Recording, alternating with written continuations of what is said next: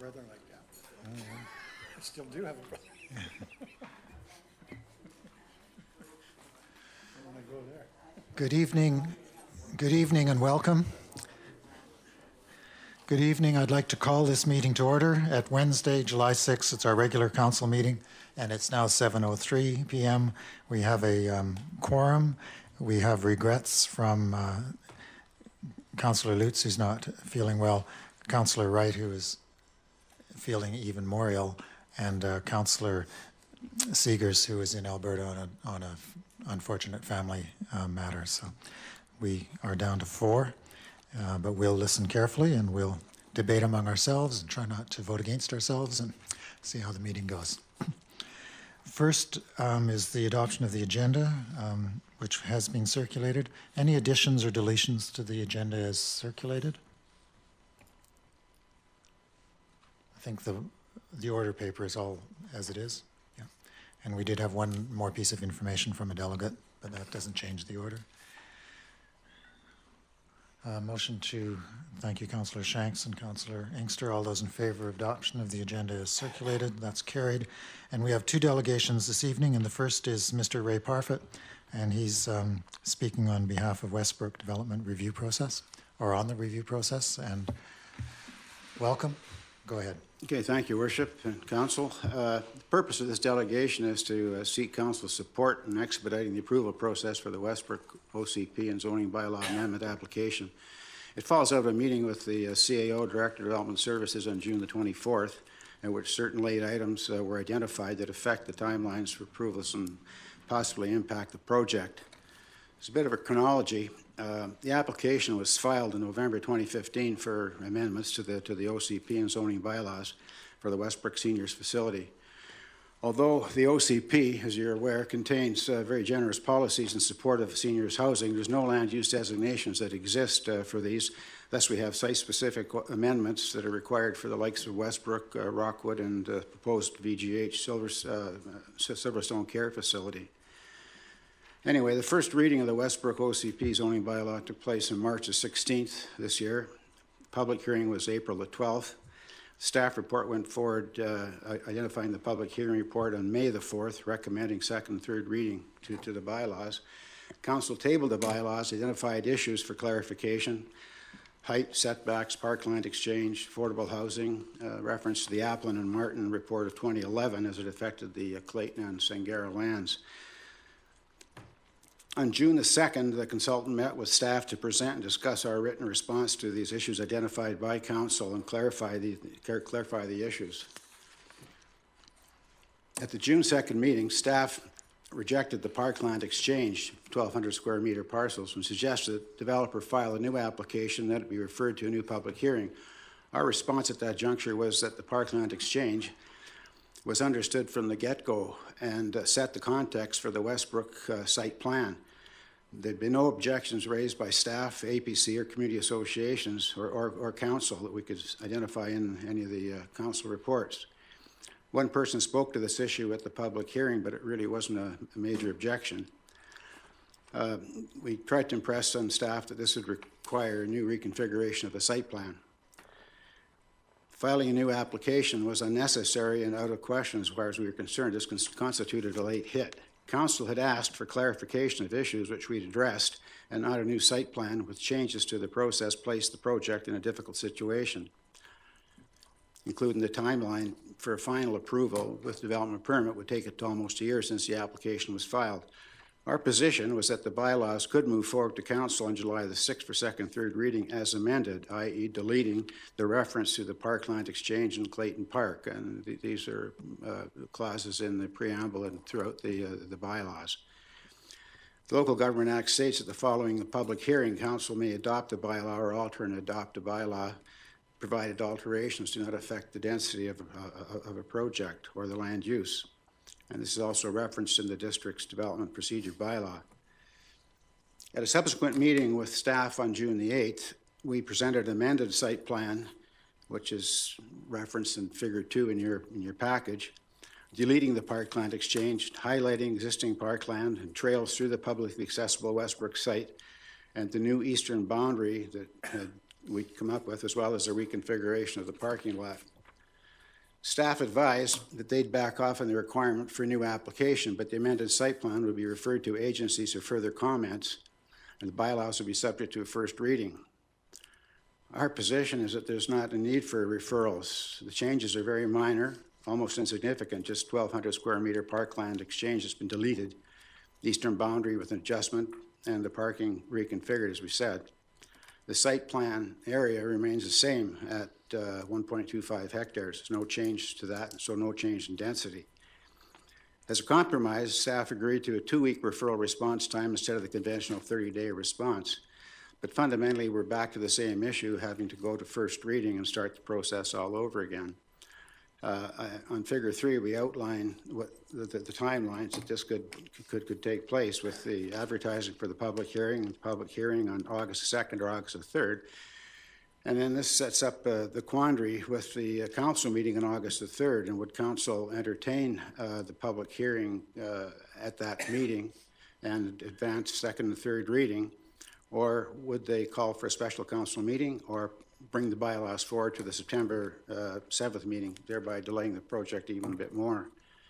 I think this is important to appreciate, and we've got to get an answer on that.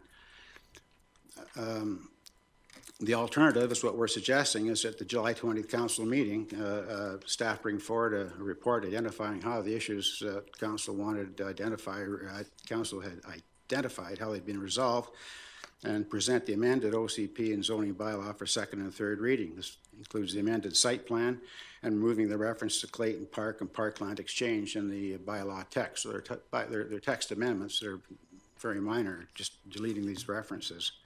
And again, I'm impressed there's no change in land use or density.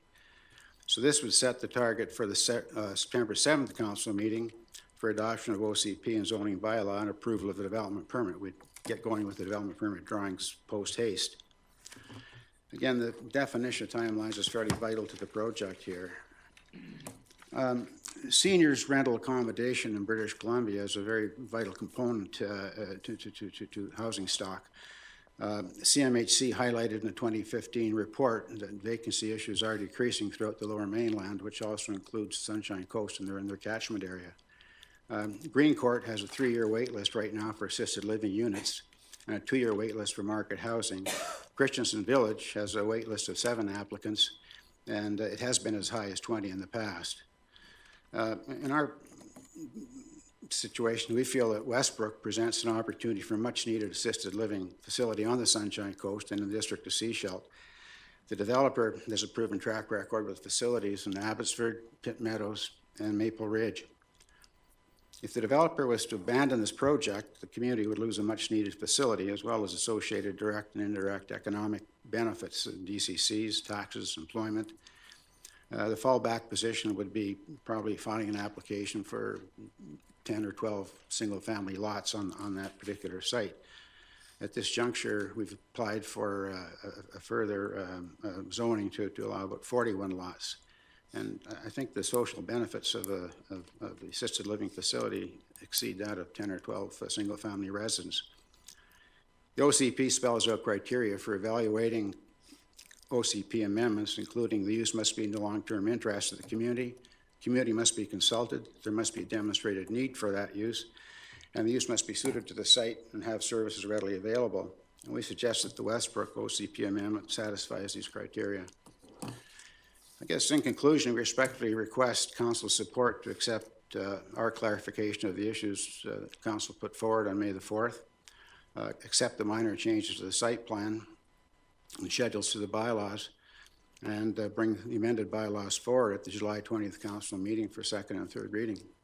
That's fundamentally our request. Thank you very much, Mr. Parfit. That was clear, and I appreciate the background on the issues. Are there clarifications from councillors or comments you'd like to make? Councillor Inkster. Thank you. The particular matters that Mr. Parfit has introduced to us and or traced, and his discussion of the project, I'm under the understanding that Mr. Parfit has met with planning staff a number of times on this issue. In reference to his comments and his urging, will we be receiving any kind of report or any comments back from the planner on the issues mentioned and some of the concerns mentioned? I'm sure we will. We Yes. could either request a different one, or we can expect that on the July 20th timeline, that report will in fact address some of these issues. Mr. Isikoff.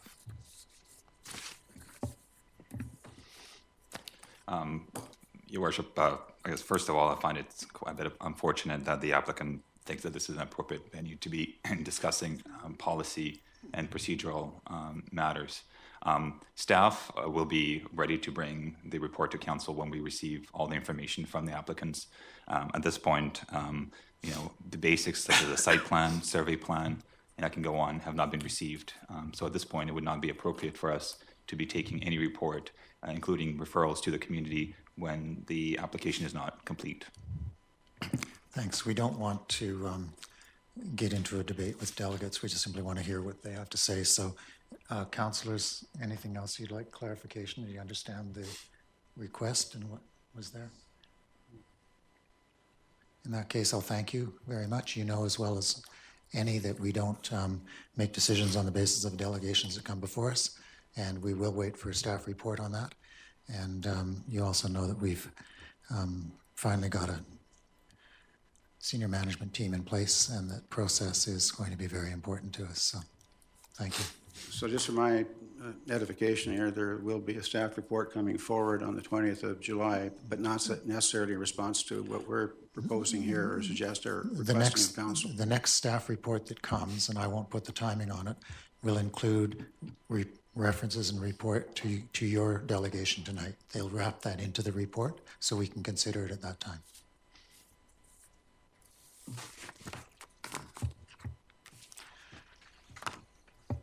Thank you very much. We have a second delegation today on from the Sunshine Coast Cycling Association, and it's on Chapman Trail use.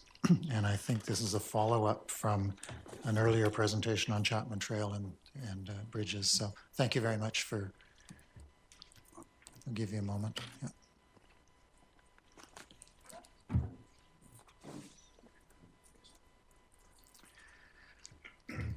Mr. Sleep. Thank you. My name's Steve Sleep, and I'm the Vice President of the Sunshine Coast Cycling Club.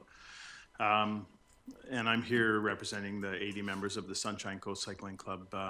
It was a little bit of a last-minute decision to get me here because the president of the club and our member on the board of the Sunshine Coast Trail Societies were both unable to attend through work. But I did do my homework, and I just wanted to kind of present the stand of the Sunshine Coast Cycling Club on the use of the Chapman Creek Trail. It's known in your notes as the Selma Park Airport Connector, but to us, we'd call it the Chapman Creek Trail.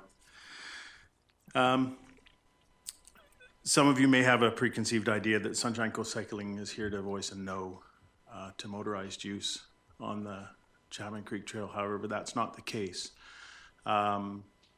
Our club president, Glenn Havey, admittedly wrote a couple of knee-jerk emails to the question and has since changed his tune a little bit after discussing the matter with members and members of the Trail Society and people who were involved in the original construction and planning of that particular trail. The Sunshine Coast Society Sunshine Coast Cycling Club has a representative on the board with the Sunshine Coast Trail Society, and we have a good working relationship with all the members on the Trail Society. During the original planning of the Chapman Creek Trail, the issue of making it a multi-use trail came up many times. Probably the biggest question is what the term multi-use means, and it can be heard as many different ways, and we've seen in several documents the term cycling and biking coming up, and we also see the term multi-use. However, the term motorized isn't written in any of those documents per se, and we, the cycling club, wanted to make sure that the council understands that as far as we're concerned, two-wheeled motorized use of the Chapman Creek Trail was always in the plan, was always on the table, and was supported by the bulk of the members, from what I understand, of the Sunshine Coast Trail Society from the start. The question of multi-use came up on more than one occasion from the representative from the Sunshine Coast Dirt Biking Association. And the answer was always, yes, the trail will be multi-use. So obviously, gonna be all right, Bruce? You want to drink water? I can't leave or we'll lose a quorum. Then the meeting will have to grind to a halt, so let me cough. I'll talk fast. I'll talk fast. It would seem that it's obvious that if the question came from the member representing the Dirt Biking Association, that it was obvious that that was the intention. During the creation of the trail, I worked alongside the member from the Dirt Bike Association, and during the contracted portion of the trail construction that was being done by Jay Hoots and Company, Ian McConnell was named by the Sunshine Coast Trail Society as the site supervisor for that trail construction. So it's obvious from the start there was a very strong connection with motorized access from the very beginning. The Sunshine Coast Cycling Society recognized that there could be some conflicts between different users, but we feel that it's unfair to single out motorized as a problem. Over the past few years, the trail itself has stood up very well, and if you take a walk on the trail, it's difficult to see where motorcycles have actually been on that trail, and they have been on that trail, and they continue to use that trail. Glenn Hafey, our president, I spoke to him this evening. He said he wasn't able to tell where motorcycles had ever been on the trail. So obviously the use of motorcycles on that trail to this point have been responsible and haven't been damaging the trail system from the start. The members of the Sunshine Coast Cycling Society and Club understand that there may be some need for modifications to the trail to make it better and safer for motorized access. And we would prefer to see the district work with the clubs and the trail users and the Sunshine Coast Trail Society in order to make that happen. We know that there's options for different access and egress points at the beginnings and ends of that trail. Both the west end and the east end have potential for different ways of accessing and leaving that trail that would allow less steep access and approaches to make it less likely that damage is going to happen due to motorized traffic on that trail. And we'd like to work with the district in order to see if that can be explored. The reason those accesses and egress points weren't built during the original planning of the trail was because the trail was being built on a fairly tight time schedule, and we needed it to be open for a specific event. And it would have taken more time than the volunteers who did the bulk of the trail work on that trail had to in order to get the trail ready for that. We agree with the Sunshine Coast Dirt Biking Society that better signage and better signage encouraging motorcycles to be courteous of other users and keep speeds down is a good choice and a wise idea. We also feel that that signage should also encourage cyclists to do the same. We don't feel that the cyclists should be able to go 30 kilometers an hour on the trail and the motorcycles have to keep it down to 10. We're willing to work with all the groups in order to make that happen. We also agree with the bulk of the recommendations that Daniel Scott has, and I believe you have seen a document from him already, in order to possibly upgrade the quality of the trail to make it more suitable for two-wheel motorized. However, we don't feel that it's necessary to exclude two-wheel motorized in the meantime while that planning and construction is made.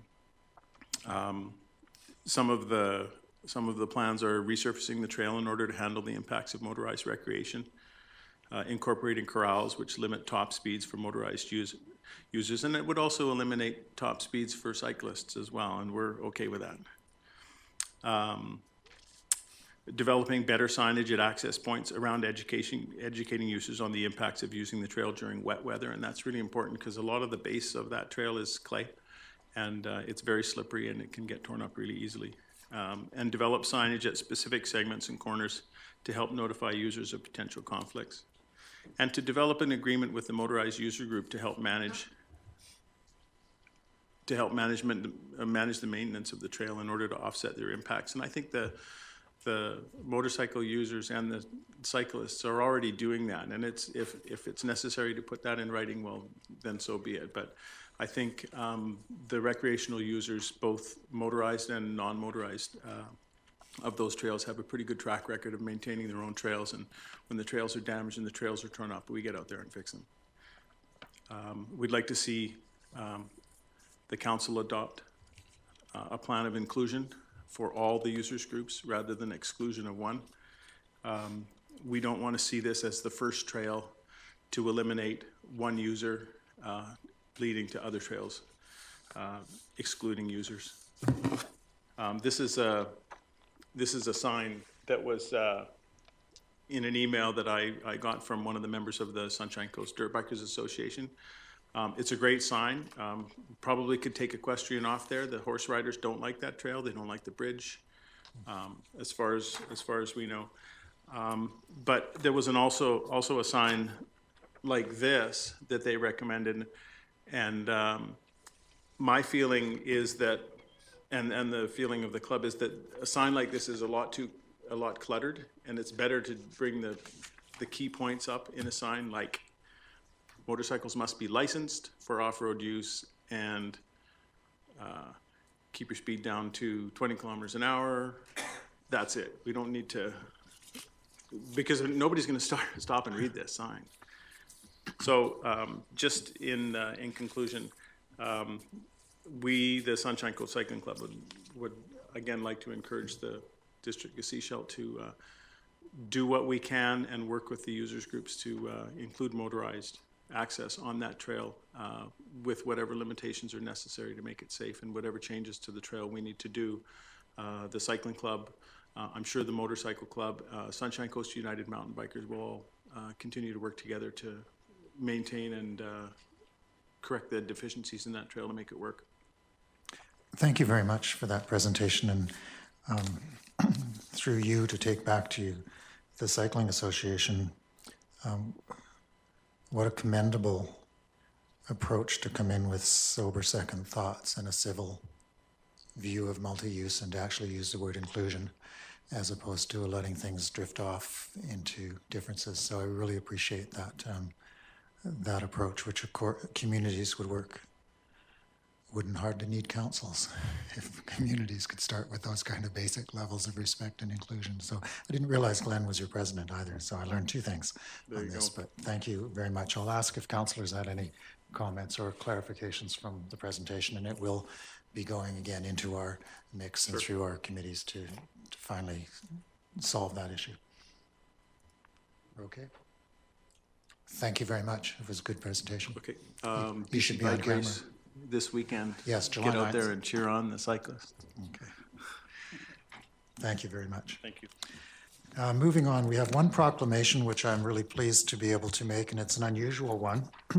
And it's the first time we've sort of personalized an age-related request.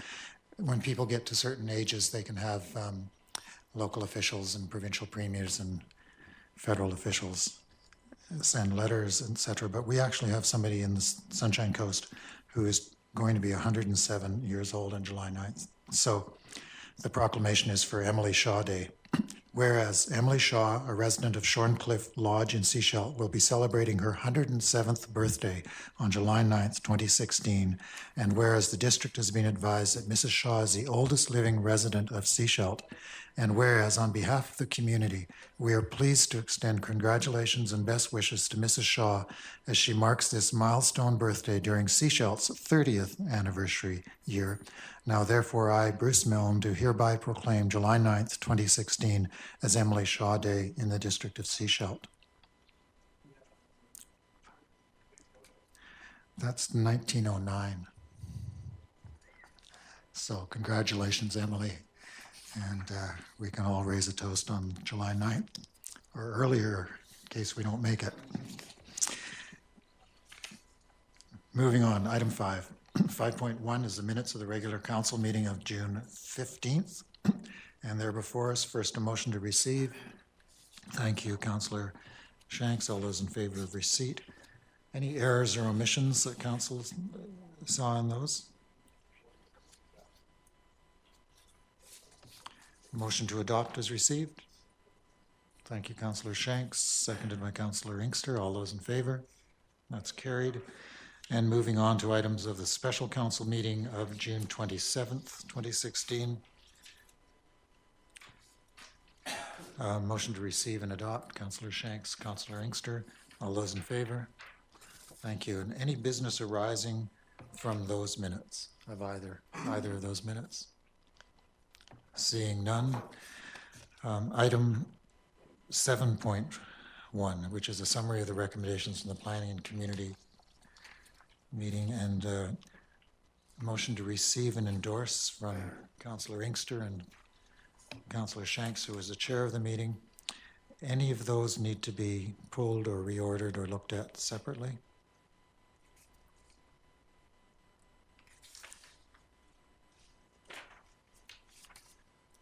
And then a motion to receive and adopt recommendations 1 through 12. I think that's on the table if we had a motion to receive and adopt. All those in favor? That's carried. Thank you. Sorry, I got a little bit out of order in the process there. Mr. Councillor Mueller. Sorry, I apologize. I believe I may have missed something on the minutes of the regular meeting. June 15th, council correspondence. There was an issue relating to a need for a special council meeting to address the deadline for UBCM resolutions. That would be business arising, but Yes, I think and that should have come out as business arising and may need to be held. The CAO and I discussed that and came to the conclusion that we should have started a process that would bring it through a normal process of AVICC through to UBCM and make sure we structured the right kind of support for that. Would you like to comment a bit more on that, Mr. Bomber? Thank you, Your Worship. That's correct. The best process is to follow through the whole on resolutions, starting with the local chapter, and also the crafting, even prior to that, the crafting of the resolution to make sure they're successful. Part of that is research with previous resolutions from UBCM to see if they've occurred in the past. In the other layer to ensure a higher success is looking for collaborative approaches with other communities. The concern with putting some on the last minute is they tend to get very, very much diminished at UBCM and don't receive very much credence. Thank you for that. And I guess to put it in context, it's part of this is one more item that sort of is being pushed into our process and approach to try and ensure that we use the best practices in governance, including when it applies to ourselves in terms of getting things forward. So we didn't think there'd been enough work on that. Councillor Mueller? sorry, just an item of clarification from our CAO, if I could. So the comment that perhaps if we didn't bring this resolution to UBCM, that would have been treated as a Class C or lower resolution at UBCM, but from my experience there, it doesn't seem to matter. They just go in a package.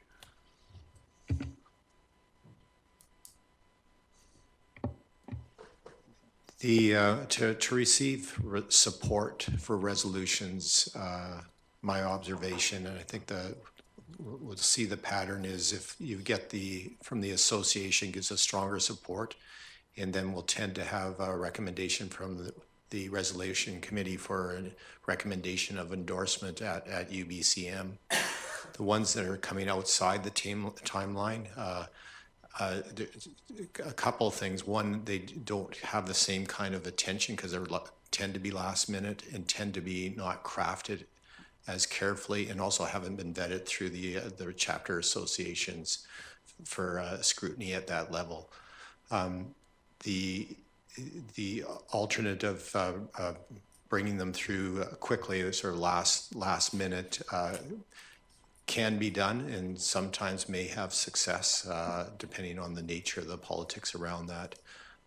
So certainly it's my recommendation that we could be starting on that research now for the 2017 UBCM would be a more robust approach, and making sure that it gets through the chapter association as well. I don't think the CEO was suggesting that they couldn't get adopted, but even if adopted, they would not have the same attention in the UBCM process. Yes, we could get it on the floor and get it adopted, but not carried as far. Specifically, the last ones tend to be adopted in blocks and don't receive very much attention, whereas the other ones that have received better process are addressed on an individual basis and debated individually. Further comments? Yeah, just a comment to the effect that I'm well aware that the Class C resolutions do get passed in blocks. We have had an issue in the past with our oil spill response that was brought on an emergency basis, and I do see how the politics may have affected it. With this particular one, we didn't have a call, so I would have appreciated that. Yeah. No, it's a procedural issue that starts here. There's no question of that. I accept that. Item 8.1, which is for first reading, which is a bylaw to amend the application and copying fees bylaw number 333. I just realized something. Anyways, and it is to amend the bylaw, application copying fees bylaw, based on a council resolution that has been carried by council. So I'm assuming that once a council has endorsed something, that members will then say that's the view of council. And I'll look to somebody to bring this forward for first reading. Councillor Shanks, thank you. And seconded by Councillor Inkster. And all those in favor of first reading? And that's carried, I think. Councillor Mueller? Yeah, it is carried. That's fine. First reading of bylaw 8.1. And I appreciate the support from Councillors Inkster and Shanks on that. When it first went through council, it was a 4-3 decision, and 2/3 of the 3 that opposed it are now sitting here, and they could very easily have defeated that on the basis that they're now here. But it was a council decision to take it forward. So, and I didn't realize till we got here. And even if Mr. Councillor Wright was feeling better, it would have been even more complicated. It would have been 3. So, such is process. Moving on to new business, item 10.1 is the 2016 annual meeting, and we have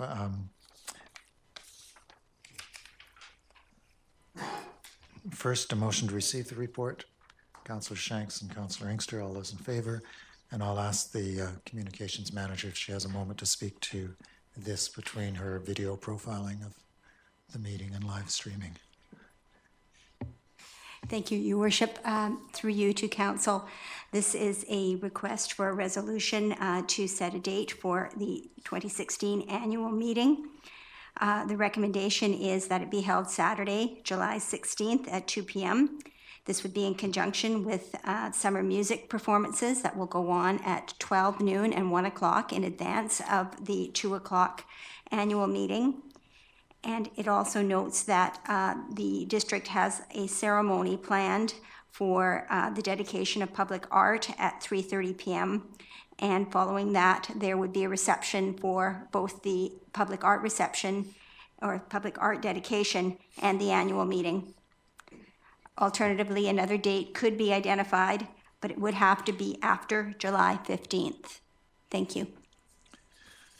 Thank you very much. And the final recommendation is for July 16th. So I'd have somebody move that recommendation. Councillor Shanks, Councillor Inkster. Any discussion of the recommendation before us? Councillor Mueller. Just wanted to inform the council that we'll not be able to make that date, but I'm supportive of moving ahead. Okay. Thank you. All those in favor? That's carried, and we'll have our annual general meeting on Saturday, July 16th. Hope it's as successful as last year.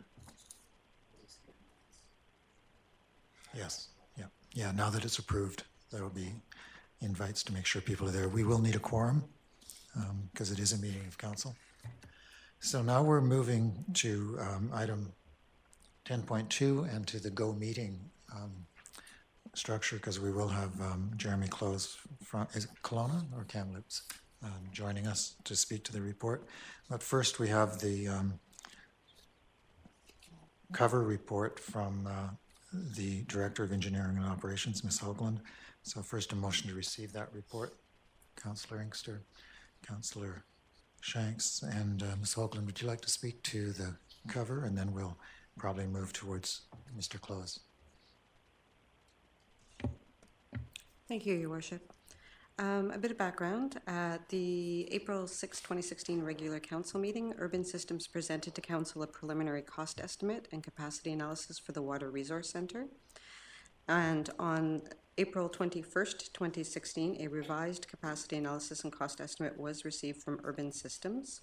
We do have the author of both reports here via teleconference, and I could turn it over to him at this time, or I could provide any questions you may have with regard to my cover letter.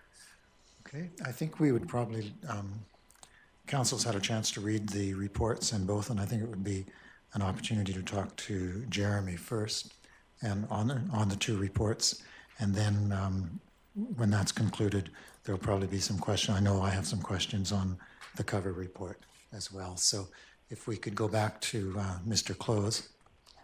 Welcome. And how well can you hear us? We can see you well enough. It sounds like the audio might not be there yet. Wave, find out.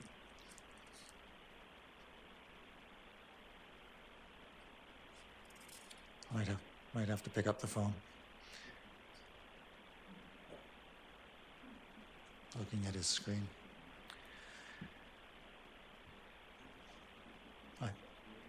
I did.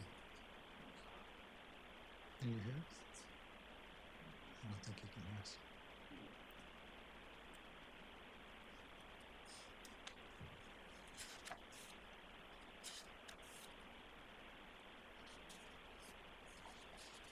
Well, we may have to reschedule, or we may deal with this in some other ways.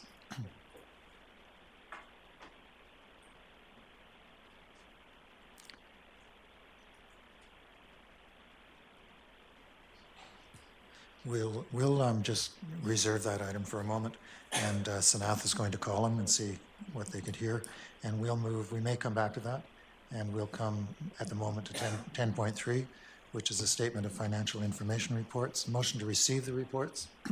Councillor Shanks and Mueller, all those in favor, and Mr. Stewart, would you like to speak to this?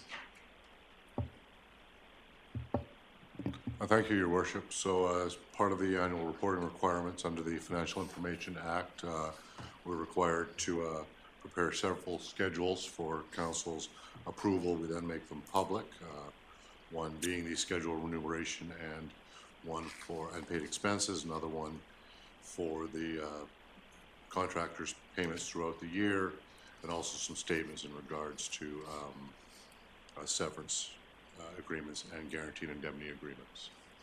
All the reports are there. They're standard as every year as prepared. Thank you very much. I had asked earlier, and it's probably useful for the public to know, in terms of the remuneration of councillors, there's quite a range from $18,559 to $25,009.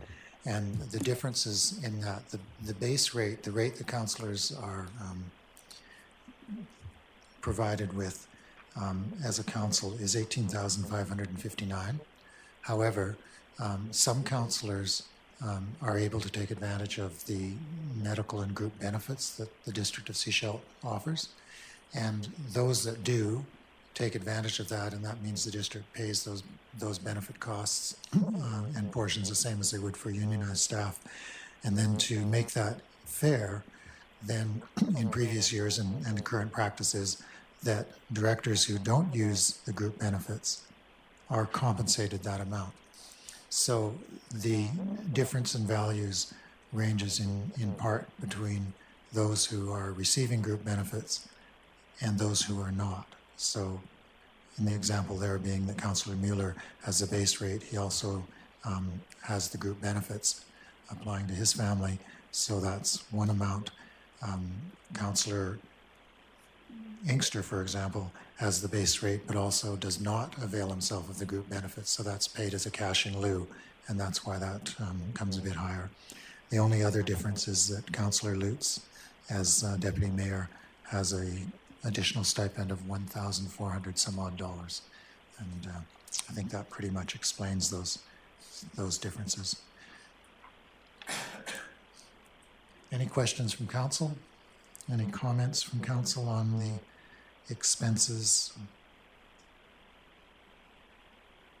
I'm glad to see the mayor's expenses are not double.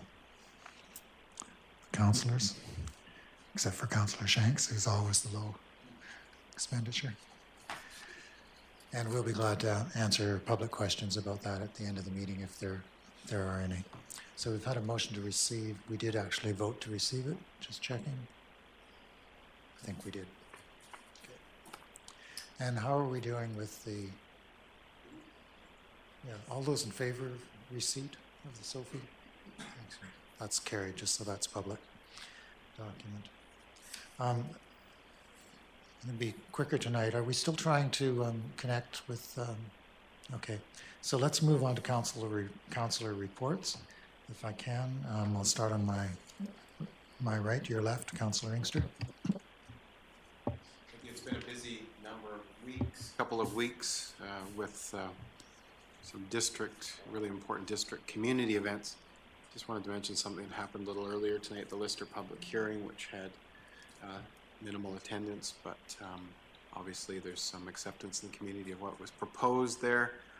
We did strategic planning, which was 2 days last week, and there was a touching celebration of life in the middle of that a number of us went to. Glad to see a number of council members as part of the community there. We went to an oil spills meeting, a number of us, and a number of us also went to the DCC review public meetings. The MLA discussion of totem closure was attended by a number of council members as well. It was quite a turnout at the senior center to discuss the concerns by the public regarding not only the potential closure of those two facilities, but the fact that it is being proposed to go private. So there's some public concern over public versus private, well documented at that meeting and well presented by the MLA and others.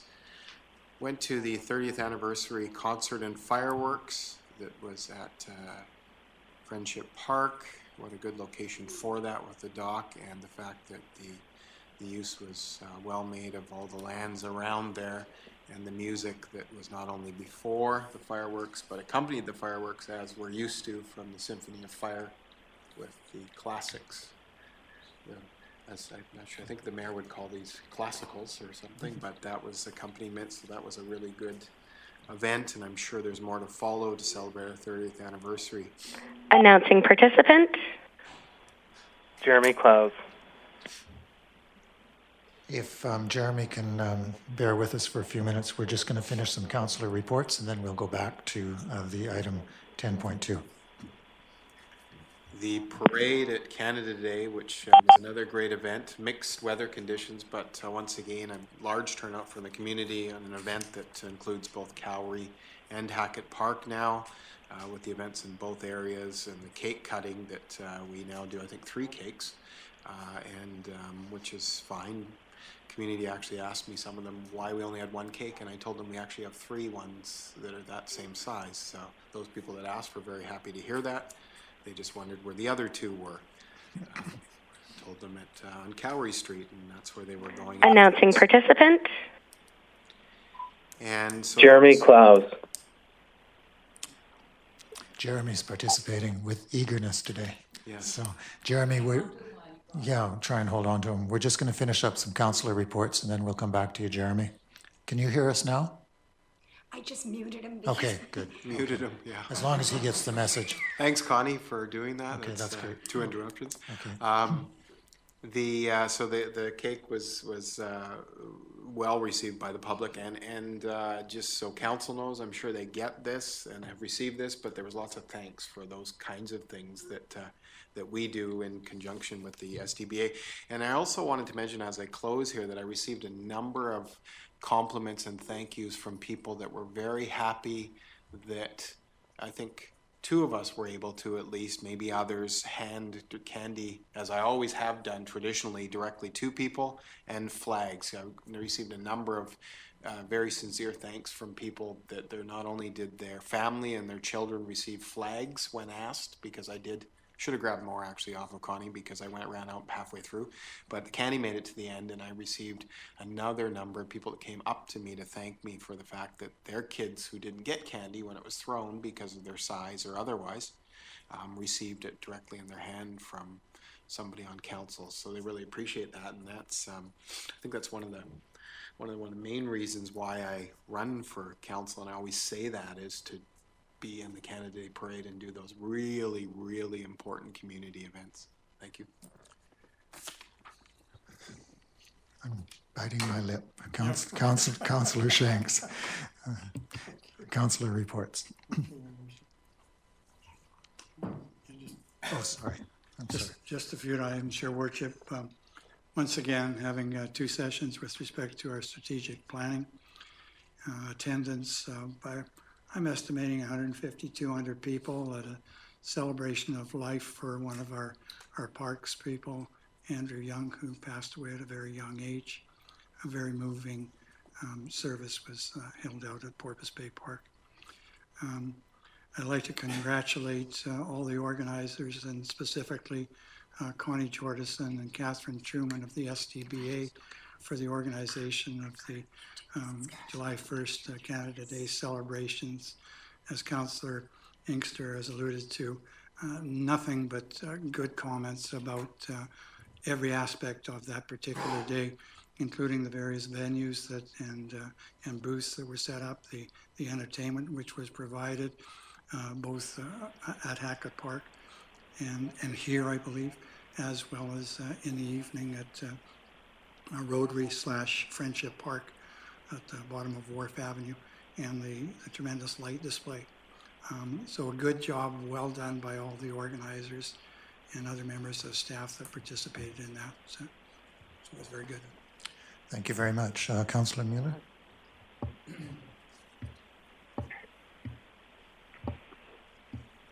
wonder what the problem is. Too many on. Yeah. Thank you, Worship. Like many councillors, attended the Error Response Planning engagement. Now, this was an engagement that was to get public feedback on the risk assessment model that they plan on using for some future iteration of area response planning, which wasn't to begin until 2018 and being designed.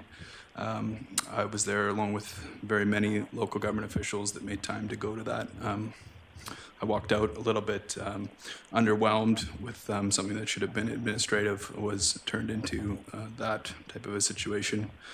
We also went through a two-day strategic planning update with the council that was held both at the Rockwood and as well at Seaside Center. We got a chance to kind of pick through the strategic plan that we have adopted about a year ago and see if there was any particular updates that we wanted to make to that. I attended the Canada Day celebrations along with much of council there and ended up spending much of the day down around Hackett Park. I think everybody that I've spoken to really wants to congratulate the SDBA and all the related organizations that came together to make that event happen. It really made me think, and as I went home at the end of the day, really think about the potential of car-free events on Cowrie Street. I think the SDBA continues to show that that's a real potential, and there was, I don't know the numbers, it seemed like in excess of 1,000 people in the downtown core. Very, very very busy. I also attended the public hearing today, right before this meeting with much of council, and I also had a meeting with the mayor earlier today. And so that's my report. Thank you very much for those reports, and I'll just add one thing to them. I did, for council, just to report that on Monday I had a meeting with Mayor Wayne Rowe and Chair Gary Noor of the SCRD to talk about the economic development, regional economic development initiative, and to ensure that the appropriate MOUs with the separate governments and the funding that's necessary for that will flow in a way that we can start seeing that society and board of that society start to move on economic development. It's been in a little bit of a slow period. They've been wanting to get lots done, but process sometimes take a while. So we're trying to kickstart that in advance of a meeting on July 11th or 12th that will include the CAOs of the four governments, including the Sechelt Indian Band. And I'd just like to mention on the strategic planning day that we had, we actually spent the morning with the Sechelt Indian Indian Band Council, Sechelt Nation, and that was quite useful to hear some of their strategic plans and their hopes for the future, and some specificity on some projects which will help us in planning that we do things together. I said if they're planning things in Selma Park, it doesn't do us very good to be out in West Sechelt working on major projects. Or if they're doing something in Porpoise Bay, we shouldn't be over in Davis Bay. If we can actually coordinate those borderline projects together, it will help all of us in terms of infrastructure. So that's good. So moving back to item 10.2, and is the go-to meeting still possible, or is it just on phone? There we are. Thank you. Welcome, Jeremy. Can you hear us this time? Yes, I can. Thank you. Thank you. So we've had the introduction of the report and the cover report by the Director of Engineering and Operations, and we want to give you an opportunity to speak a bit to the report, the second report that you provided, and then there will be a few questions, I'm sure, of the report. I'm sure most of us understand if you change the assumptions a little bit, you'll get different numbers, but there'll be some clarification. And then if you don't mind, we'll also want to ask a little bit about the process that led to the two reports. And just for your clarification, in case you don't know, you sent the report to us on April 21st. We haven't seen it until this week when it came in the council package. So thank you for bearing with us over that time. And we'll give you an opportunity to speak briefly to the report, and then we'll turn it back to council. Okay. All right, well, I'll get started. So thank you for the opportunity. Oh, sorry. Am I okay to get started? Yes, it's perfect. Okay, thanks. Yeah, so for tonight, I'm just going to give a brief overview of the memo to refresh your memory on its intent and findings, and then I'll go over the key updates were made and answer any questions you have after that. So the objective of this review was to determine upgrade needs and estimated costs for the Water Resource Center over a 20-year planning horizon based on growth projections provided by the district. So that was the intent. The findings were that 3 upgrades would be required, 1 to the UF membrane, 1 to the outfall, and then finally a complete expansion of the Water Resource Center would be required.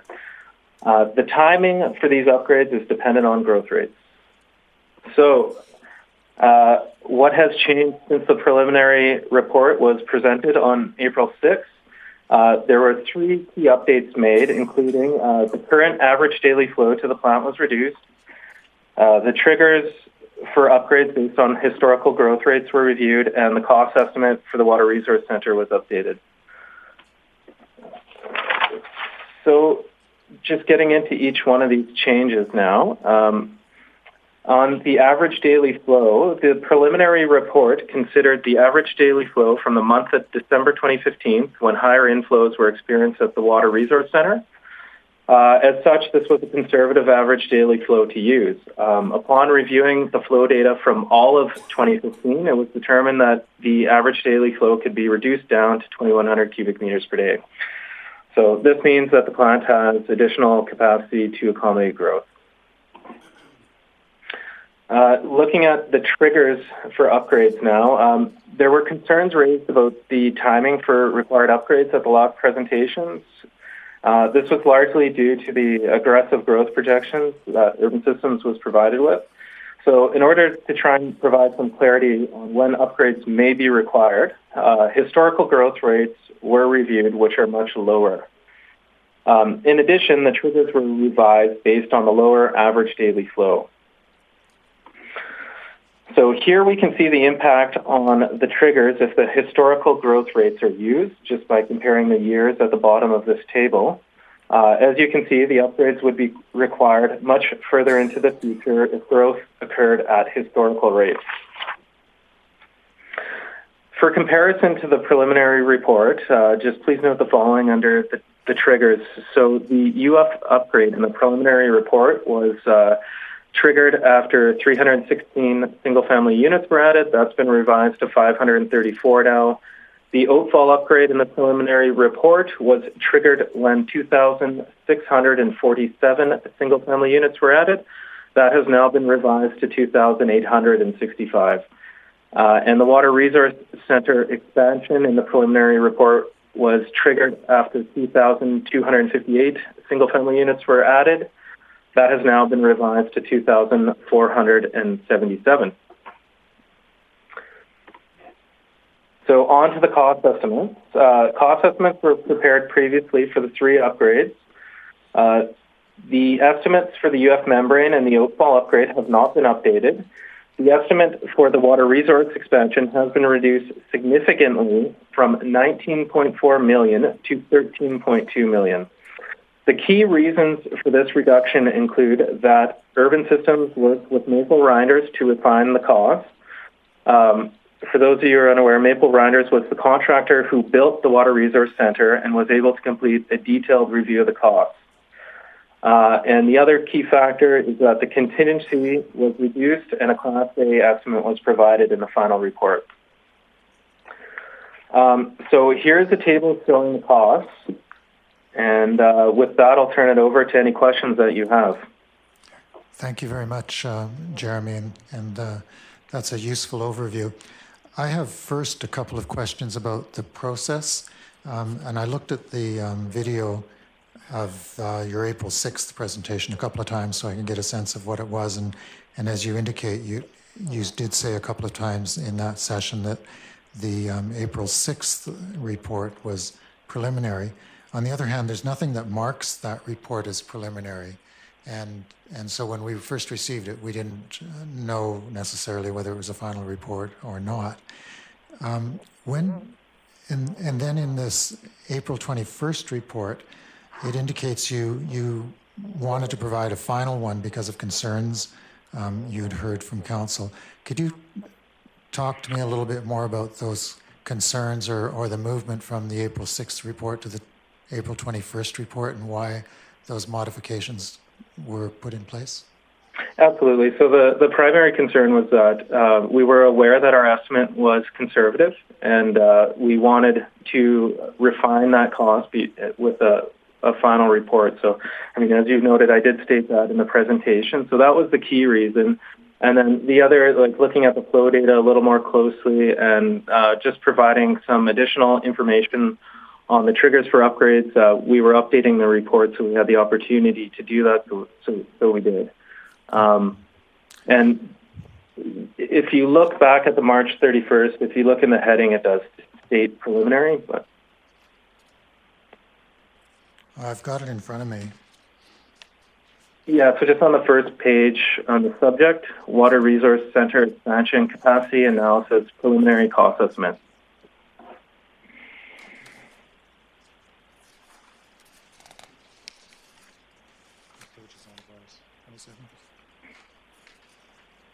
Oh, yeah, I see. Thank you very much. Yeah, preliminary cost estimate. So the costs were, in fact, the part that we're expecting to have revised. You remember the discussion at April 6th from council. Were there any other concerns that you had heard about the first report that caused you to want to review it and change the assumptions in it? No, the primary reason was the cost. Okay. because it isn't just the costs that changed, but of course the capacity and the growth estimates changed quite remarkably.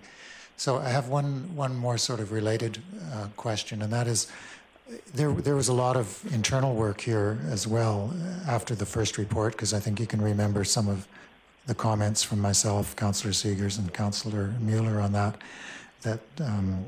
we were surprised, and not in a pleasant way.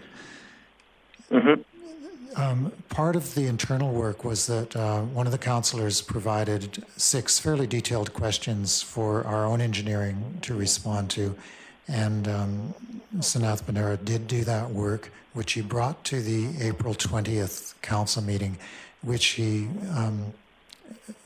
fairly comprehensively defended the estimates and the commitment estimates that we had used in the first report. Were you aware of the work that he had done and had he brought forward to the next council meeting? I was aware just of the growth projections he provided, but not any specifics on any further follow-up conversations with council. Okay, because the confusion for us is that we get a report on April 6th. We have some questions about it. We then get our own engineering staff to explain the assumptions that are there, and they did a very good job of why we have to focus not on historical growth rates, but on commitments that are made to the system. And then, very shortly thereafter, the next day, a report comes to the District of Sechelt, which in fact leads us in another direction again. And I'm trying to figure out if this is just the left hand and the right hand not talking to each other. And because one of my comments on April 6th was the district finds it very difficult when we have a range of competing numbers on growth rates and capacity around the sewage system, and we still have that. So rather than solving that problem, you sort of threw a little gas on the fire of different numbers. So I'm trying to just sort out that 2 to 3 week period, and not just your cost estimate changes. I saw those go from Class D and Class C, 40% to 30% down to 10% Class A estimates, but the entire shift of whether we use historic, and I think only the last few years historic, not a 20-year or 30-year historic pattern, rather than the commitment values. So I just wanted to know if you'd been aware of the work that Sanath was doing. He was defending your first report very well. Sorry, I guess, to confuse the matter or throw additional numbers out there. I mean, I wasn't aware of any specifics in detail that Sanath had followed up with council on. Okay. The most remarkable change in cost estimates, of course, is the $19 million down to $13 million for the expansion of the FBR, the actual plant expansion, which is primarily explained by going from a Class C to a Class A. But 30% is still a big jump for those of us. Do you think Maple Reindeers is the best source of those costs? I think so, because they just built the plant, so they're intimately aware of how it can be expanded and all the components that go into it. They're aware of all the site constraints. So yes, I would say they're probably the most qualified person to do the cost estimate. And if you just bought a house, say in the Lower Vancouver, Lower Mainland area where you have to buy without conditional subjects, and you put your $3 million down for a tear down on the east side, and would you then go to the people that sold it to you for a good estimate of what the repair costs would be? Or would you think they probably want you to assume this is a pretty good deal and it's still in good shape and the cost estimates are all real good? So is there a conflict of interest, to be blunt, is there a conflict of interest on Maple Reindeers? I don't know if I can answer that. I really don't know if there is or not. Do you understand why I'm wondering if there might be?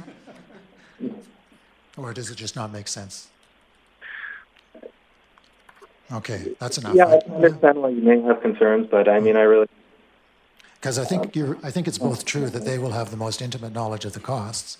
So I agree with you on that. But I also think there's reasons why we go to independent analysis of costs in various times, and so it becomes complex for us to try and get a real pinpoint on it. And the real issue behind all of this is that we're trying to get our DCC rates and our 5 and 10-year capital planning in place, and we don't want to be out by a margin of 30%. So those were my two concerns, both partly about the process, what led to the preliminary becoming a final, and thank you for that response. And secondly, I'm curious about whether we can now look at those costs as reliable or not. Other councillors have, Councillor Inkster? I think you got me first there. Sorry, Councillor Mueller was ahead. Mr. Mill. If I may, the max daily flow, for those of us who have followed this issue for a while, has been kind of the key indicator that we have to deal with, and I didn't see it too much highlighted in this report. Was it something that you looked into in detail, the max daily flow? Yes. If I'll just scroll back in the slide. Oh, sorry. Actually, no, I don't have. Actually, yeah. So you can see in this table here, the triggers that we're looking at for upgrades is actually based on max daily flow. So the first row in this table. But what I mean is, did you review the actual max daily flows for the year as you did the average daily flows? Yep, and they were within the expected range. So it puts the plant at about 50% capacity. Okay, as a follow-up to that one, we are hearing from the operators of the plant that we need an equalizing tank sooner than later because of the large max daily flows, which are nearing at the highest levels due to rainwater infiltration, nearing already the max daily potential for use of that plant. Is that something that was considered? Okay, so for the expansion concept, in the final report, it is based on using a raw sewage equalization tank. But to speak to the concerns about, I guess, the capacity being hit or close to under current conditions, it wasn't something that showed up under the 2015 data. So maybe it's something that has been experienced in 2016, but it's not anything I've seen close to the upper limit of the plant's capacity based on the 2015 data. Okay, so that was then, because I didn't see it then in the upgrade costs, which is something that we're hearing from the operators is something that we need sooner than later. So I was just surprised not to see that in there, but I understand maybe why it wasn't there. Also, the issue of the Class A estimate, maybe I'm relatively new to council. I was not here when this project was initially commissioned. Are there completed drawings for the expansion that would be the basis of a Class A estimate? No, I mean, the basis for that is that we're familiar with the project requirements because we've just finished the design for the existing plant and Maple Island is finished construction. So when you go to a Class A, you have to be intimately aware of the site constraints and all the components that are going into it. And we're duplicating what's there, so we have that knowledge. Okay, well, just for the benefit of the public, Class A is a pre-tender type of an estimate, and I was expecting that maybe we would have those drawings. Okay, so this is perhaps not a Class A estimate? Or? No, it's a Class A estimate. Okay. So you're duplicating what's there. So we have the drawings for the existing plant that we could rely on as a source of information, along with all the studies that were done on the site in terms of geotechnical requirements. Okay, thanks. That's all I have. Yeah. Councillor Inkster now. And then I have another question about numbers. Sure. I'm just wondering, considering the fact that you've raised a number of points as the head of the Corporation of the District of Sechelt, will we be having further staff analysis of this new report then? And will there be any further discussion of the particular point about the commitments made to, in terms of developments coming forward and their developments in the pipeline to be passed? And I think that's what you're referencing in commitments. So will we be looking at this? Once again, will staff be looking at this? Will Senath be looking at it, or will his work be to not? No, this is important work, and it helps provide the range that we're looking at in terms of various estimates of growth that's going forward. And as I said on April 6th, and I think on the 21st, what's most important for this particular issue, apart from the DCCs, is doing a thorough liquid waste management plan where we will actually have to look at these numbers again, look at what commitments actually are, look at what the capacity is, and revise a liquid waste management plan that was less used in the last while than perhaps some of us thought should have been. So it needs to be looked at, and we've discussed that a couple of times. So when our planning process gets around to some of the other things off the table, the liquid waste management plan is one of those items that we know we have to address, so we have something to go forward on. If I may, Jeremy, and I'm not sure of your page number, on our page number it's page 35, and it's a table that shows the proposed connections in West Seashelt and the development based on the year, and then it breaks down the rest of the page to show it by area: West Seashelt, West Porpoise Bay, East Porpoise Bay, Davis Bay, and the SIGD. Do you know that page? Yeah, I have it in front of me. That's great. One of the things I wondered about, because it's the one that adds in the SSC development, do you recall that was part of the first terms of reference, I think, in April for the March 31st report to see the impact? Can you remember what the terms were in terms of looking at proposed connections and proposed SSC development? Okay, I probably have to defer the question to district staff, just because all we did with our review is just take the numbers and then work out requirements based on them. Okay. So, yeah, staff could answer that. That would be appreciated. So can you look at the total, the first number in the top table, where the total 2016 to 2035 is 4,285? It's in the first column. So 4,285, that's the sort of 20-year. And then down at the very bottom of that page, the total, when you do it by area, is 3,198. Can you help me square that? Because I thought one was just a breakdown of the other, but one was by area and one was by 5-year decades. And that excludes SSC. Because with SSC, it's 5,900. Can you, am I missing something on that table?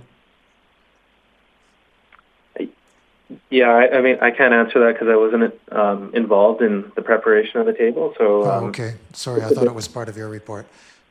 We'll ask our own staff on that then. Okay. While Jeremy's still on the line, is there any other questions from councillors? That's good. Thank you very much. We appreciate you being here and staying online while we worked out the technical issues. Okay, thank you.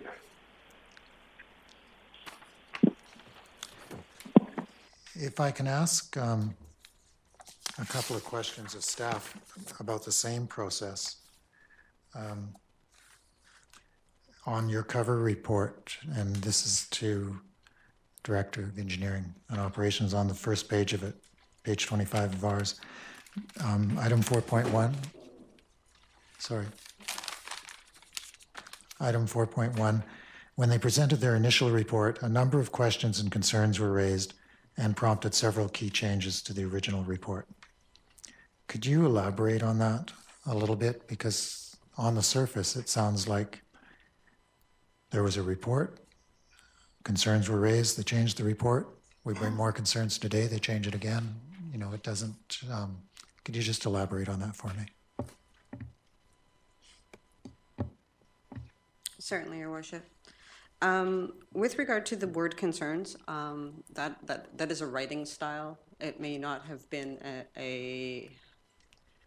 the best nomenclature in the sentence. So I'll clarify that right off the bat. It should have simply, in hindsight, stated that a number of questions were asked. Jeremy has explained this to some degree. There was a number of questions regarding the preliminary cost estimate versus a Class A estimate. So that word concern and questions were really to convey the questions surrounding that preliminary cost estimate versus a more substantial Class A estimate.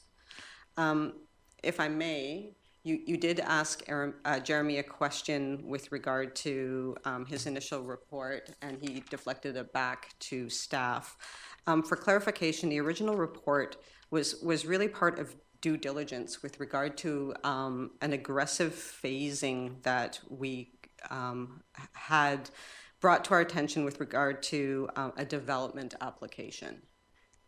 There were several development applications that were in process, and as part of that process, staff contacted Urban to provide a model and some numbers with regard to if this phasing were to happen in the time frame that it is indicated in the original development application, are there concerns downstream with that?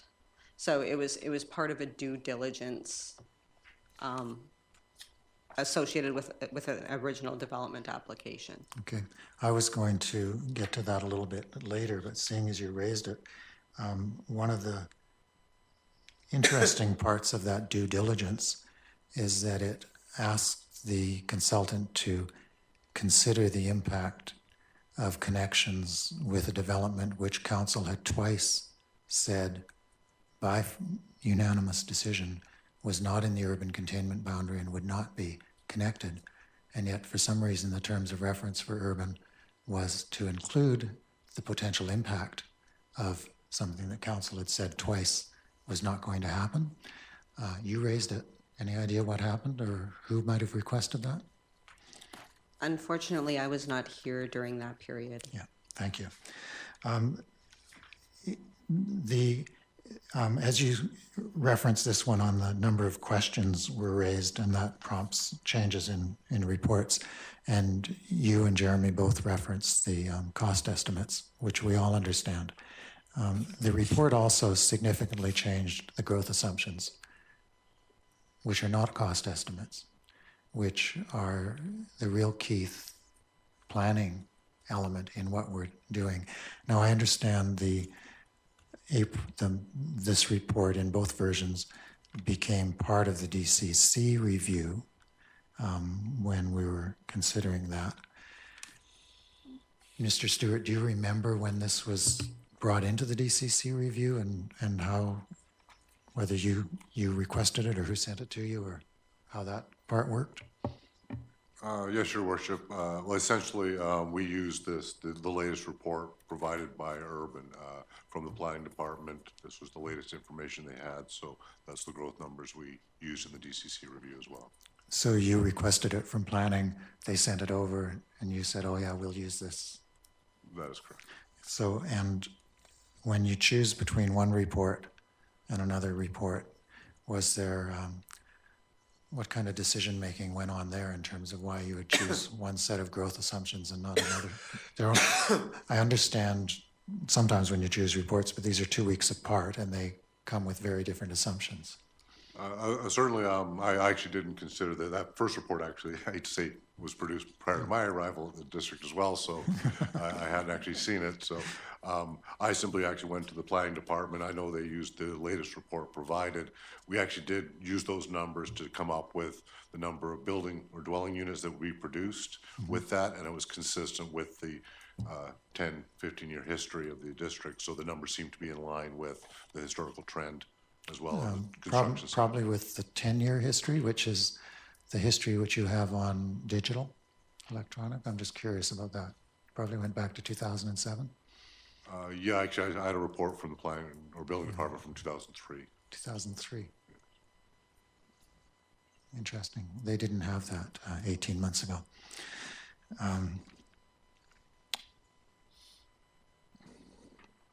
We have a report on April 6th that council sees.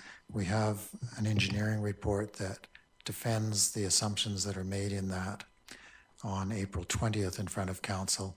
We then have a report from Urban Systems that comes on Friday, April 21st, and we don't see it until it's actually part of a DCC review and being used for assumptions. Can anyone explain that? Was it just an internal document that wasn't seemed important, or it conflicted with the report on April 20th? So I'm just, and that's just a curiosity. I'm just really curious. I'll start with the CAO because I'm seeing silence over on that side. Does anybody know if it was just not deemed to be useful, or?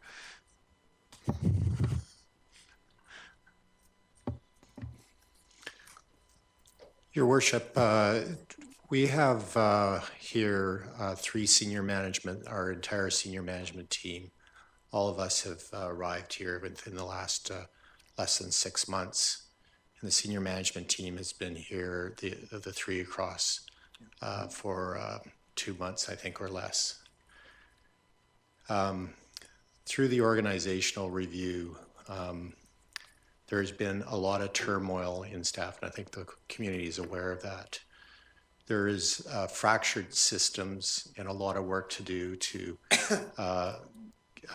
get things in line and good processes, including this report and the numbers.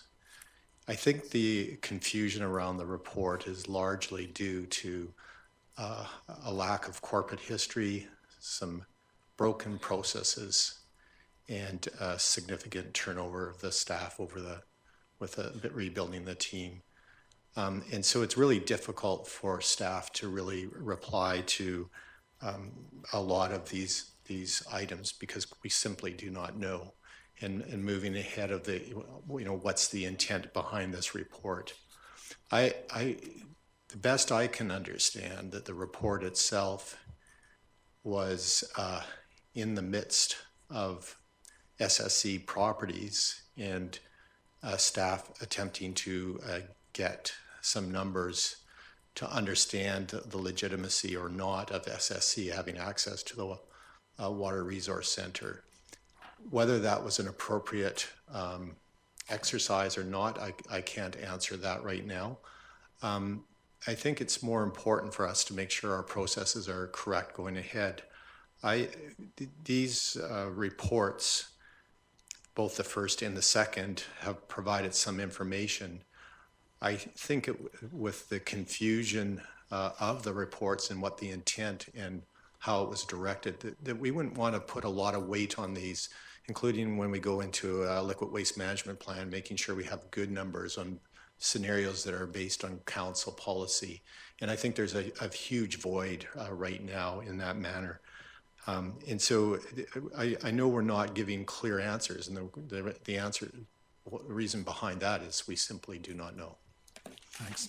No, and I appreciate the fact that we have to move forward and put better processes in place to get better numbers and make sure we make better decisions. I would only quibble with the first part of your sentence, that I think that in fact the organizational change and review has been very measured and methodical and has almost had no turmoil in 18 months. And if you wanted to see turmoil, it was a little bit earlier than that, but it's been a very measured change. And we're glad to have the team that's here today. However, this was a political document when it arrived. It was all over the local media. And then we had a very strong and well-reasoned defense of the assumptions that were in the March 31st and April 6th report. And a day after that came to council, there's a new report from Urban Systems that we don't see. And that needs to be, even if the directors can't answer that, that needs to be investigated to find out what happened and that it will not happen again. And then we have a report that talks about a number of questions, prompted several key changes. Cost estimate was reduced by 30%. Flow data capacity for growth was reduced. Additional information on timing was and upgrades, including less aggressive growth projections. None of this is explained. It's just, we know that. We can read the report. We know that there were less aggressive growth projections. But we're left wondering why, and just trying to get the place on target and moving along. If councillors have, one councillor has something to add, Councillor Mueller, and then we'll move on to the final part of tonight's agenda. Just a comment, and thank you again to the staff here present for working through these issues with us. To my recollection, if I recall, statements made by one councillor resulted in, if I'm remembering correctly, a vote by council to further investigate some of these items. It came back, the final report, including one take. Now, both of these reports are quite simple aggregate modeling exercises. What they provide is an upper and a lower extent of our capital expenditure needs regarding wastewater moving forward. I think what's most important to me is that the numbers for planning mesh, and that they mesh at the DCC level, and that we understand fully what the impact of this knowledge is going to be on our planning as the district. So that's my focus on this. Don't have much more to add. Thanks. Thank you. It does provide the range, then that's what we need. Moving on to item 11.2, which is SCRD Board Council Representative Report. Councillor Seegers is away. Is there any questions about the SCRD? Yeah, thank you. Consistently over the last year, because the item came out of Parks and Recreation, I've been asking the board representative, Councillor Lutz, and I would have asked Councillor Seegers. Unfortunately, she's got some matters to deal with. If, in fact, there has been any movement on the renaming of the lake in north of Seashelt, because we were told it was to be a year after the event, and I could be corrected on that, and apparently it has to go through the district, the regional district, that renaming, and if it can go another route, and the fact that there was support for it, I was wondering where that was at. And that was for, if it has to go that way, then the regional district, then that was a question for the representative. They will get that question probably some through staff or via the minutes, and we'll probably have an answer when they are able to be back. If there's another route we could take, I would ask through you what route we could take and where that would be at in that process. Okay, I'll have to look into that. I didn't think it had gone back to the regional board, but we'll check with the current rep and the previous one. Item 12.1, Council Correspondence. Motion to receive.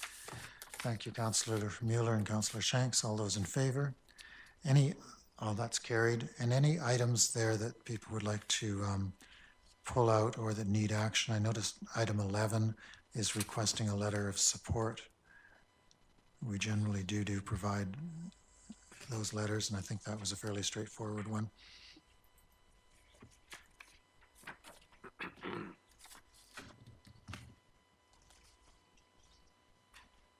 It's just a general letter of support that contributes to their fundraising and alliance building, and they're not actually asking for funds, so I think we can prepare that.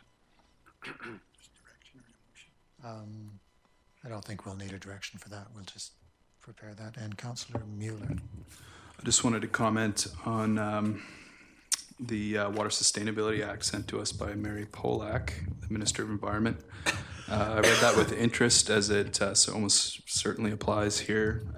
Clearly, this is a response to the ongoing issue of systemic drought on the lower coast, and it's really great to see that the government is taking action on that. There's no question that fresh water is going to be the issue of this decade, probably this century, and more and more working with the provincial government. I'm just so impressed with the way that they deal with us in arm's length governance, and every time that I see something come from them really lets me know that somebody up is watching what we do and how we do it. Make sure we do it well. Okay, thank you.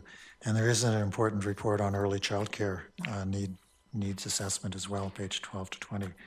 Anything else that people see action items for? If not, I'll look for a motion to adjourn. Councillor Inkster, Councillor Mueller, all those in favor? That's carried. We've adjourned. It's 8:31. Pam? The bylaw for copying piece, Yes. does that mean if I want to get a copy of the agenda for planning and public works or parks and regular council meetings, I have to pay for that now? No, that's not a change. That's just something that there are sometimes requests for significant photocopying, but it's not for our routine activities. And I don't think you have to pay for bylaw enforcement either, which is the one I noted. I don't like to be rude, but Mr. Palmer knows very well how we voted on SSC, even though he's only been here for a short time. We all know how SSC is going, so I understand when you're new and you have to work and catch up on things, but it can't always be an excuse. You can't just sort of say, well, we didn't really realize, because we do know where SSC. Yeah, I don't think he was referring to that, but that's fine. Yeah, I don't think he was saying that. He knows, we all know that project. Well, I know, but yeah. to say that, you know, it was included because, well, Any other comments, Sean? I have what's probably going to turn out to be very boring questions for you to the Director of Finance regarding the SOFI. I don't recall coming across the line benefits not included in box 40 in any of the others that I've seen, and I don't know what that means. It's right there below 7. So I can't remember box 40, but I think it's taxable benefits.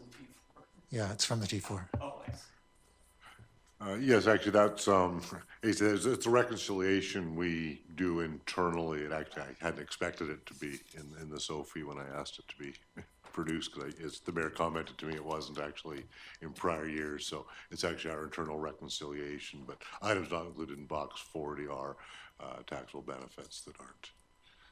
And that number encompasses the entire district staff who receive non-taxable benefits.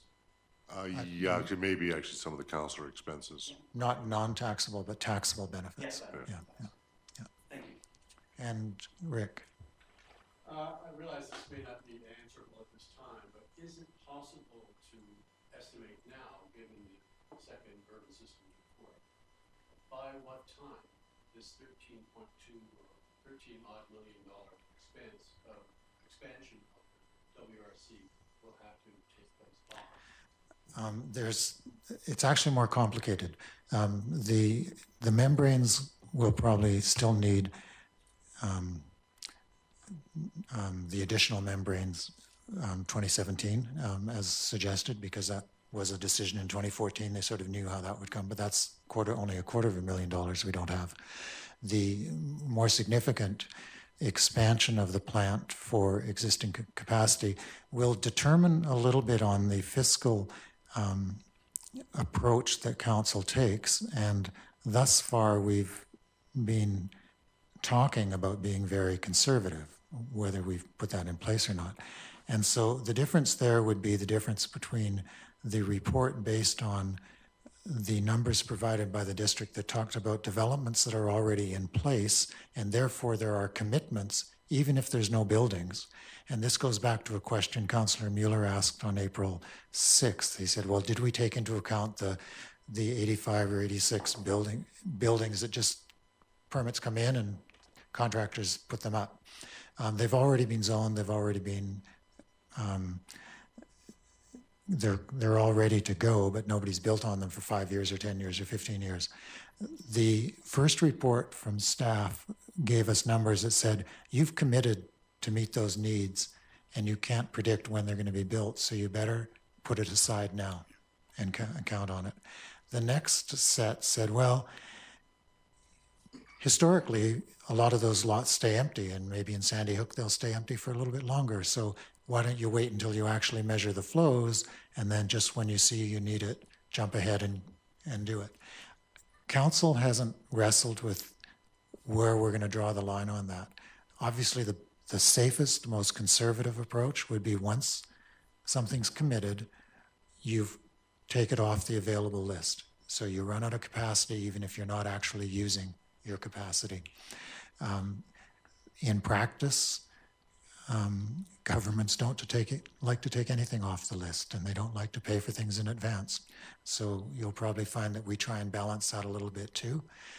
I'm not, at first glance, happy with the historical numbers. I think I don't think you can take 10-year and 15 and 20-year averages. I think you need to look at 2008 to 2010 was a different animal post the Great Recession, we call it, than other 2 or 3 year periods. I think you have to look at why growth rates are what they are and where they've been.